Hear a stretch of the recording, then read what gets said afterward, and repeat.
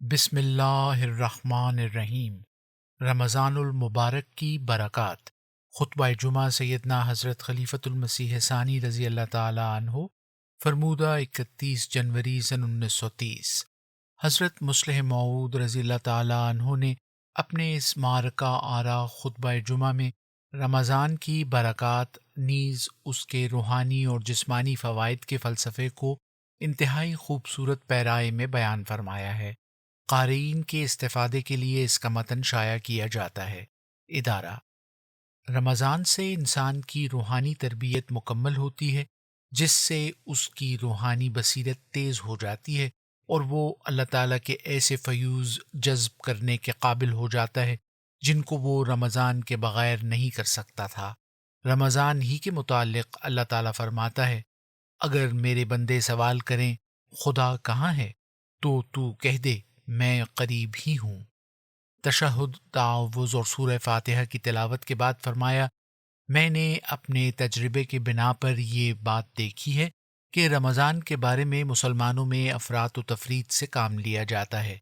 کئی تعلیم یافتہ لوگوں کو دیکھا ہے کہ وہ رمضان کی برکات کے قائل ہی نہیں اور بغیر کسی بیماری، بڑھاپے اور عذر شرعی کے روزے کے تارک ہیں، اور دوسرے وہ لوگ ہیں جو سارا اسلام روزے میں ہی محدود سمجھتے ہیں اور ہر بیمار، کمزور، بوڑھے، بچے، حاملہ اور دودھ پلانے والی عورت سے بھی یہی امید رکھتے ہیں کہ روزہ ضرور رکھے، خواہ بیماری بڑھ جائے یا صحت کو نقصان پہنچ جائے۔ یہ دونوں افراط و تفریط میں مبتلا ہیں۔ اسلام کا منشا یہ نہیں کہ انسان کو اس راستے سے ہٹنے دے جو اس کی کامیابی کا ہے۔ اگر تو شریعت چٹی ہوتی یا جرمانہ ہوتا تو پھر بے شک ہر شخص پر، خواہ وہ کوئی بوجھ اٹھا سکتا یا نہ اٹھا سکتا، اسے اٹھانا ضروری ہوتا۔ جیسے حکومت کی طرف سے جرمانہ کر دیا جاتا ہے، اس وقت یہ نہیں دیکھا جاتا کہ جس پر کیا گیا ہے اس میں ادا کرنے کی استطاعت بھی ہے یا نہیں، اور جس پر جرمانہ ہو اسے خواہ گھر بار بیچنا پڑے، بھوکا رہنا پڑے، غرض یہ کہ وہ رہے یا مرے، جرمانے کی رقم ادا کرنا اس کے لیے ضروری ہے۔ مگر قرآن کریم سے معلوم ہوتا ہے کہ اسلام کے احکام چٹی نہیں، بلکہ وہ انسان کے اپنے فائدے کے لیے ہیں، اور ان پر عمل کرنے سے خود انسان کو ہی آرام ملتا ہے اور اس کی ترقی کے راستے کھلتے ہیں۔ جن مذاہب نے شریعت کو چٹی قرار دیا ہے، ان کے ماننے والوں کے لیے ضروری ہے کہ خواہ کچھ ہو اپنے مذہبی احکام کو ضرور پورا کریں، لیکن جس مذہب کے احکام کی غرض محض انسانی فائدہ ہو، اس میں نفع و نقصان کا موازنہ ہوتا ہے، اور جو صورت زیادہ مفید ہو اسے اختیار کر لیا جاتا ہے۔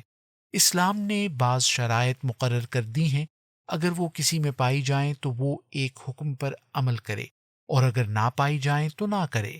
یہ شرائط صرف جسمانی عبادات کے لیے ہی نہیں بلکہ مالی عبادات کے لیے، جیسے زکوٰۃ ہے، وطنی قربانی اور اتصال و اتحاد کی کوشش کے لیے جیسے حج ہے، سب کے لیے ہیں۔ اور جتنے مسائل اسلام سے تعلق رکھتے ہیں اور جتنے احکام واجب و فرض ہیں، ان سب کے لیے یہ شرط ہے کہ جب انسان کو طاقت ہو انہیں ضرور ادا کرے، لیکن جب اس کی طاقت سے بات بڑھ جائے تو وہ معذور ہے۔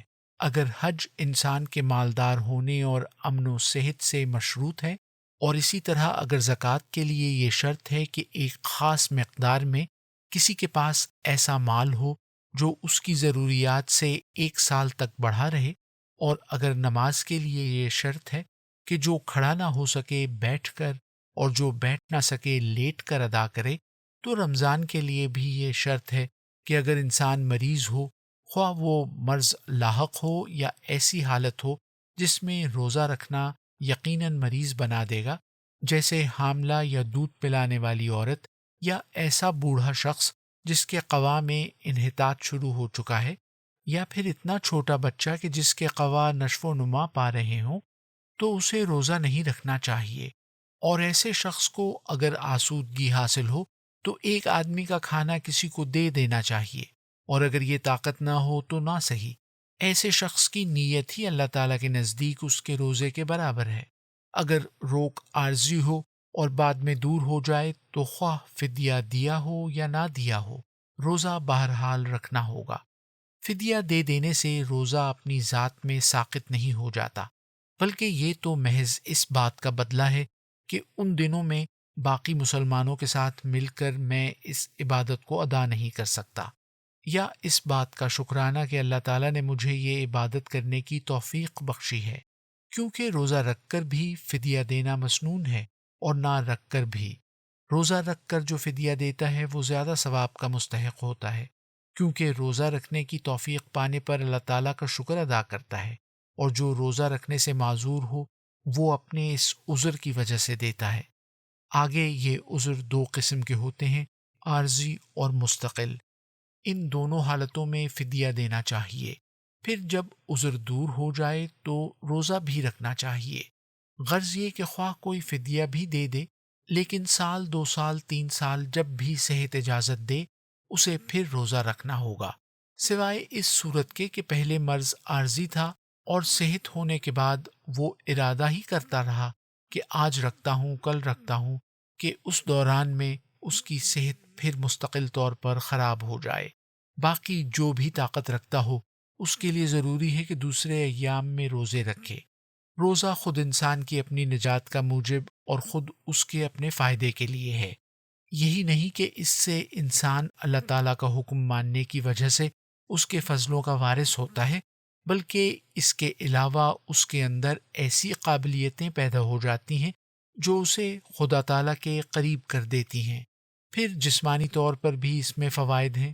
انسان کو دنیاوی لذائذ سے بچنے کا موقع ملتا ہے، گویا یہ ایک قسم کی چلہ کشی ہوتی ہے۔ انسان عموماً 30 دن چلہ کشی کرتا ہے اور اپنے آپ کو ایک حد تک لذائذ سے روکتا ہے۔ اس سے اس میں روحانی قابلیت پیدا ہوتی ہے۔ انسان کے لیے حکم ہے کہ وہ اخلاق الہیہ اپنے اندر پیدا کرے، اور روزہ رکھنے سے ایک رنگ میں خدا تعالیٰ سے مشابہت پیدا ہو جاتی ہے۔ اللہ تعالیٰ کی ذات کھانے پینے سے کلی طور پر منزہ ہے، لیکن انسان چونکہ کلی طور پر کھانا پینا ترک نہیں کر سکتا، اس لیے روزے سے اس حد تک اللہ تعالیٰ سے مشابہت پیدا کرنے کا موقع دیا گیا ہے جس حد تک اس کے لیے ممکن ہے۔ گویا ان دنوں میں انسان ایک رنگ میں ملائکہ سے مشابہ ہوتا ہے جو مادی غذاؤں سے پاک ہیں، اور ایک رنگ میں خدا تعالیٰ سے جو کھانے پینے سے بالکل پاک ہے۔ یاد رکھنا چاہیے کہ روحانی وجود بھی غذا کے ایسے ہی محتاج ہوتے ہیں جیسے جسمانی، کیونکہ اگر وہاں غذا ضروری نہ ہوتی تو جنت میں غذاؤں کا ذکر کیوں آتا جہاں صرف روحیں ہی جائیں گی۔ ملائکہ بھی غذا کھاتے ہیں، مگر اور قسم کی۔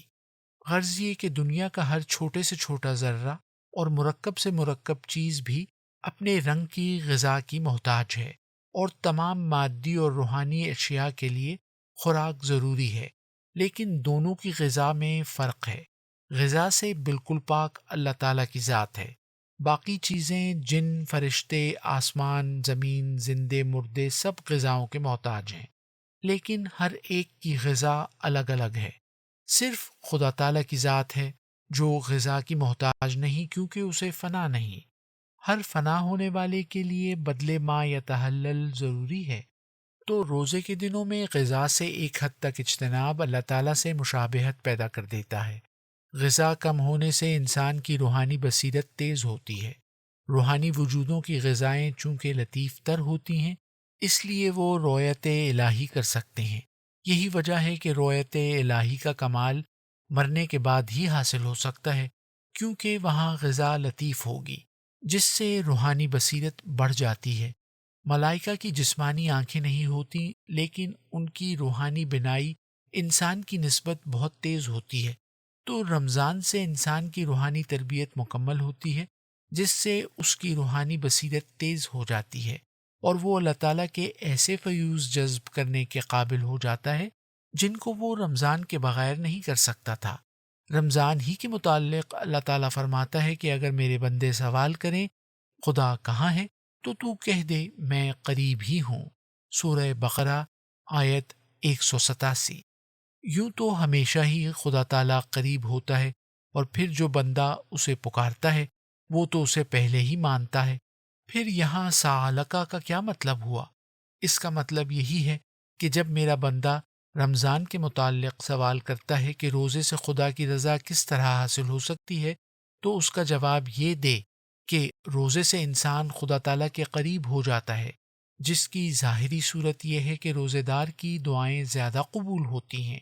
یہی وجہ ہے کہ یہاں اجیب الدعوت الداعین نہیں فرمایا، بلکہ صرف الداعی فرمایا، جس کے معنی ہیں کہ ہر پکارنے والے کی نہیں بلکہ روزہ دار پکارنے والے کی دعا سنی جاتی ہے۔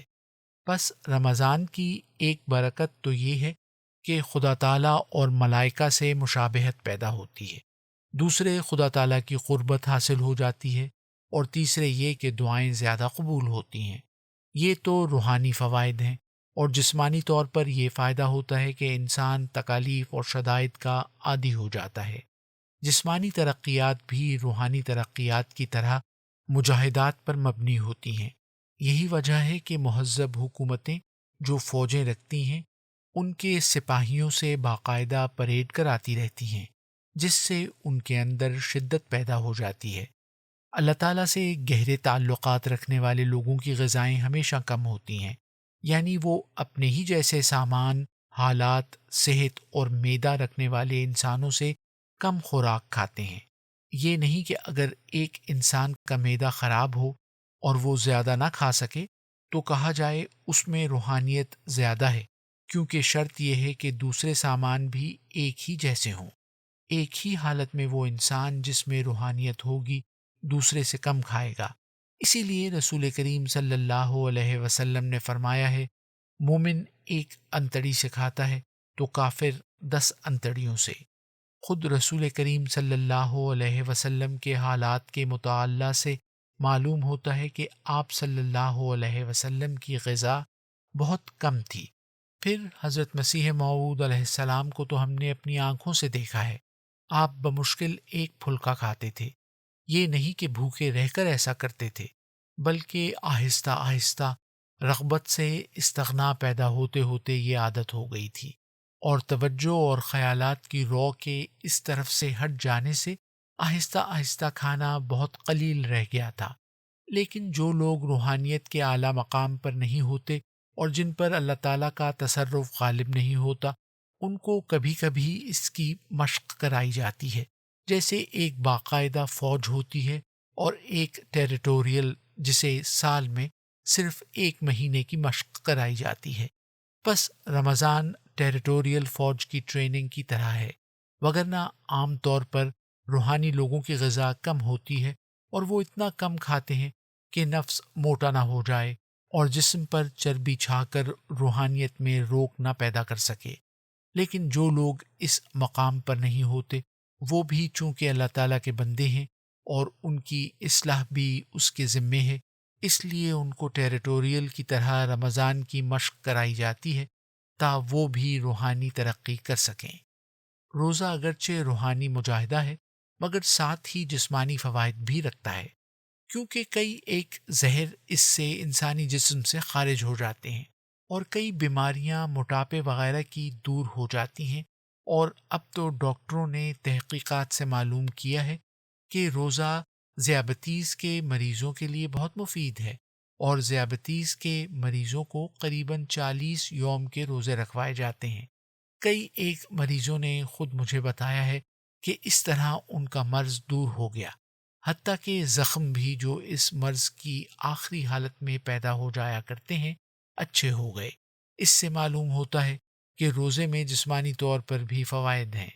روحانی اور جسمانی دونوں مجاہدات کے علاوہ پھر ایک اور مجاہدہ ہوتا ہے جو روحانی اور جسمانی کے درمیان ہوتا ہے، جس کے لیے روزہ تیار کر دیتا ہے، اور وہ شدائد کی برداشت اور وقت پڑنے پر محنت کی عادت ہے۔ بعض اوقات قومی یا ملکی کاموں کے لیے ایسی حالت بھی آ جاتی ہے، اور یہ دنیاوی بھی ہوتی ہے، جیسے ملک یا وطن کی خدمت، اور دینی بھی ہوتی ہے، جیسے جہاد، اور روزے سے یہ فائدہ بھی ہوتا ہے کہ انسان اس مجاہدے کے قابل ہو جاتا ہے۔ پھر رمضان کے اندر یہ فائدہ بھی رکھا ہے کہ انسان معلوم کر سکے کہ اس کے دوسرے فاقہ زدہ بھائیوں کی حالت کیا ہے اور فاقے میں انسان پر کیا گزرتی ہے۔ اس سے وہ غربا کی حالت کا اندازہ کر سکتا ہے اور یہ بات اسلام کی سب عبادتوں میں ہے کہ دوسروں کی حالت کا پتہ لگتا رہے۔ نماز میں ادھر ادھر دیکھنے اور باتیں کرنے سے منع کیا گیا ہے۔ یہ ایک غلامی کی حالت ہے جس سے انسان اندازہ کر سکتا ہے کہ غلاموں کی حالت کیا ہوگی۔ میں حیران ہوتا ہوں جب بعض لوگ کہتے ہیں کہ نماز میں توجہ نہیں قائم رہ سکتی، حالانکہ نماز 10-15 منٹ کا کام ہوتا ہے۔ ایسے لوگ غور کریں، وہ لوگ جن کو 24 گھنٹے ہی غلامی میں گزارنے ہوتے ہیں اور گھنٹوں گھٹنے ٹیک کر مؤدب ایک ہی پوزیشن میں رہنا پڑتا ہے، ان کا کیا حال ہوتا ہوگا؟ تو نماز انسان کو لوگوں کی حالت سے آگاہ کر دیتی ہے۔ حج میں اپنا وطن اور گھر بار چھوڑنا پڑتا ہے، جس سے ان لوگوں کی حالت کا پتہ لگتا ہے جو جلا وطن کر دیے جاتے ہیں۔ صدقہ و خیرات غربت کی حالت کا اندازہ کراتی ہے۔ روزے سے فاقہ زدہ بھائیوں کا پتہ لگتا ہے۔ اسی طرح جب انسان حج کے لیے جاتا ہے تو اسے ان لوگوں کی حالت کا بھی علم ہوتا ہے جن کے پاس کپڑے نہیں ہوتے۔ انسان کئی کپڑوں کا عادی ہوتا ہے، لیکن وہاں صرف ایک ہی چادر باندھنی پڑتی ہے جس میں ادھر ادھر سے ٹھنڈی ہوا لگتی اور ان لوگوں کی حالت بتاتی ہے جن کے پاس کپڑے نہیں ہوتے یا کم ہوتے ہیں۔ حضرت خلیفۃ المسیح اول کسی شخص کے متعلق فرمایا کرتے تھے کہ میرا ان سے تعارف اس طرح ہوا کہ میں نے حج کے موقع پر انہیں دیکھا۔ ہوا کی وجہ سے باقی لوگوں نے اپنے سر ڈھانپ لیے، لیکن انہوں نے ادھر ادھر اپنی چیزیں رکھ لیں، جس سے میں نے سمجھا کہ ان میں زیادہ احساس ہے۔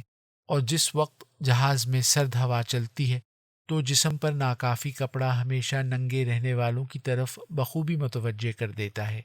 اس وجہ سے حج عمرہ کے لیے رکھا گیا ہے تا وہ غریبوں کی حالت سے آگاہ رہ سکیں۔ تو اسلام کی تمام عبادتوں میں اس بات کا خیال رکھا گیا ہے کہ ایک دوسرے کی حالت سے آگاہی حاصل ہوتی رہے، کیونکہ اس علم سے واسطہ اور رابطہ بڑھتا ہے جس سے ہمدردی پیدا ہوتی ہے۔ پھر رمضان کا یہ بھی فائدہ ہے کہ جن کو راتوں کو جاگنا پڑتا ہے ان کی حالت کا علم ہو جاتا ہے۔ اسی طرح یہ بھی مشق ہوتی ہے کہ حلال چیزوں کو خدا کی خاطر ترک کر دیا جائے، اور جب حلال چھوڑ سکتا ہے تو پھر حرام کو چھوڑنا آسان ہو جاتا ہے۔ غرض اس سے کئی قسم کے سبق حاصل ہوتے ہیں، لیکن فائدہ وہی اٹھا سکتا ہے جو استعمال کرے۔ جو استعمال نہ کرے اسے کوئی فائدہ نہ ہوگا۔ خالی رمضان میں فائدہ نہیں بلکہ رمضان کی حالت پیدا کرنا فائدے کا موجب ہے۔ جس طرح کونین کو استعمال کرنے سے ہی بخار کو آرام ہو سکتا ہے، جو اسے استعمال نہیں کرتا اس کے ارد گرد گھروں میں خواہ کتنی استعمال ہوتی ہو اسے کوئی فائدہ نہیں ہوگا۔ بس خدا تعالیٰ جن کو توفیق دے انہیں ضرور روزے رکھنے چاہیے۔ ہماری جماعت کے تعلیم یافتہ لوگوں کو چاہیے کہ تعلیم یافتوں کے لیے نمونہ بنے اور عوام کو عوام کے لیے نمونہ بننا چاہیے۔ پھر عورتیں روزے کے معاملے میں بلا وجہ تنگی پیدا کرتی ہیں، اس لیے انہیں یہ نمونہ دکھانا چاہیے کہ جہاں روزہ جائز نہیں وہاں اعتراض سے ڈر کر یا رسم و رواج کی پابندی کی وجہ سے روزہ نہ رکھیں۔ غرض یہ کہ جو کمی کرنے والے ہیں ان کے لیے روزہ رکھ کر، اور جو سختی کرنے والے ہیں ان کے لیے اس حالت میں جس کی شریعت نے تشریح کر دی ہے روزہ چھوڑ کر نمونہ بننا چاہیے۔ میں دعا کرتا ہوں کہ اللہ تعالی ہمیں صحیح رستے پر چلنے کی توفیق عطا فرمائے، آمین۔ الفضل 7 فروری سن 1930۔